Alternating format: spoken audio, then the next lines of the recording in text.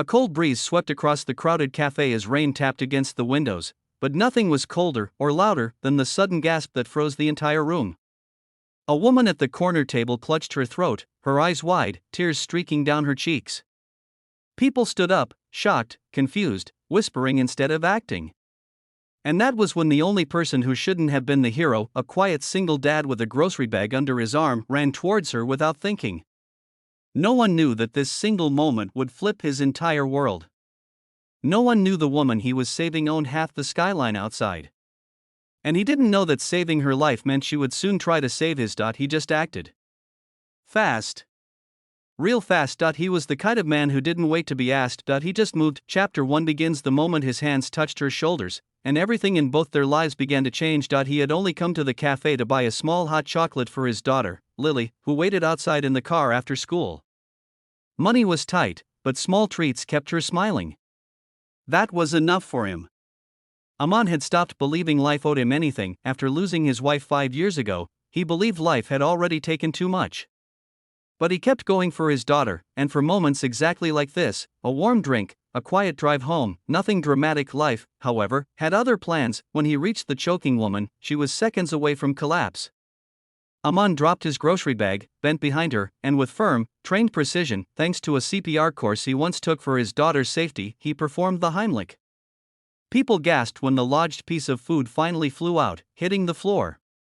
The woman fell into his arms, shaking, breathing hard, but alive. She stared at him through watery eyes, stunned, not just because she could breathe again, but because someone had actually done something. "Thank you, you just saved my life," she whispered, still trembling. Aman gave a simple smile. "I'm glad you're okay. Just take deep breaths."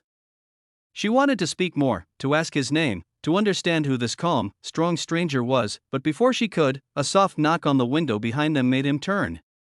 It was Lily waving impatiently, giving her father that innocent look that said, "Dad, I'm bored." He chuckled softly, grabbed his grocery bag from the floor, and stepped back.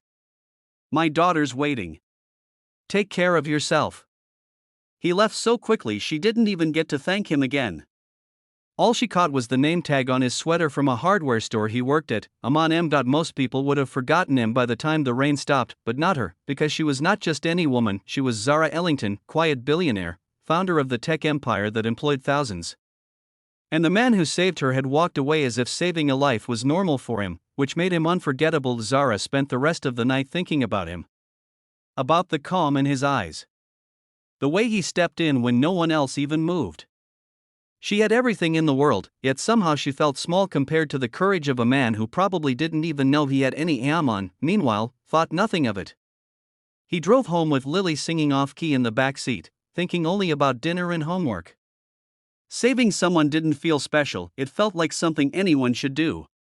But deep down, as he lay in bed that night, he couldn't shake the feeling that the woman's eyes had held something like a story he didn't yet know. The next morning, the story found him. Chapter 2 began when a black car pulled up outside his workplace as he swept dust from the hardware store floor.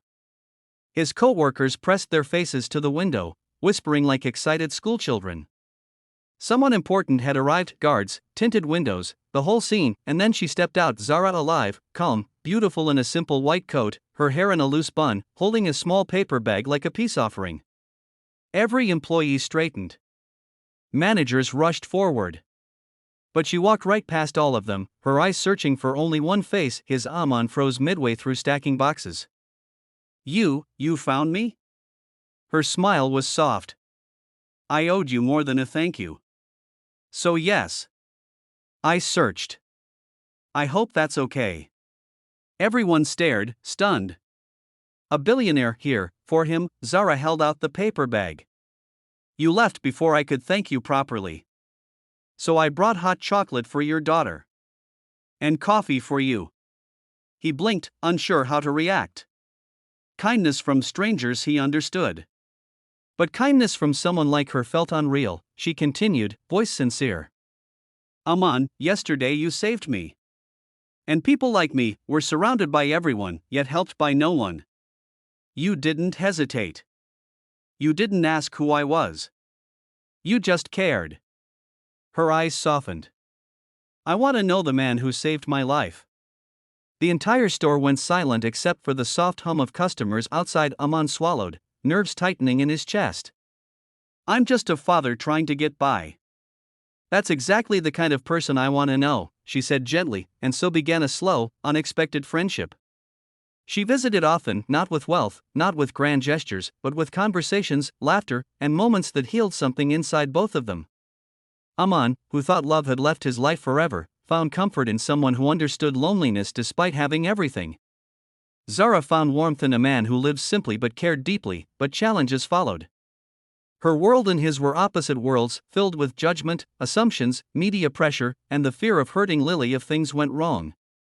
Aman fought the guilt of moving on from his late wife. Zara battled the insecurity of being loved for who she truly was, not for her status. They stumbled. They doubted. They pulled back. But each time, something stronger pulled them together again, the quiet truth that life doesn't give second chances easily. And they had won. The day Zara held Lily's hand at a school event, cheering louder than anyone, was the day Aman finally understood love wasn't replacing what he lost, it was adding something new he didn't know he needed. And the night he asked Zara if she was sure about choosing a life without luxury, without the walls of her world, she simply smiled and whispered, "Aman, you saved me long before the choking. You saved me by showing me what love looks like when it's real." Their story wasn't dramatic because of wealth, danger, or status. It was dramatic because it was real. A billionaire found a man who didn't want her money. A single dad found a woman who loved not just him, but his daughter, and a moment of courage in a cafe became the beginning of a life both never expected, but both finally believed they deserved.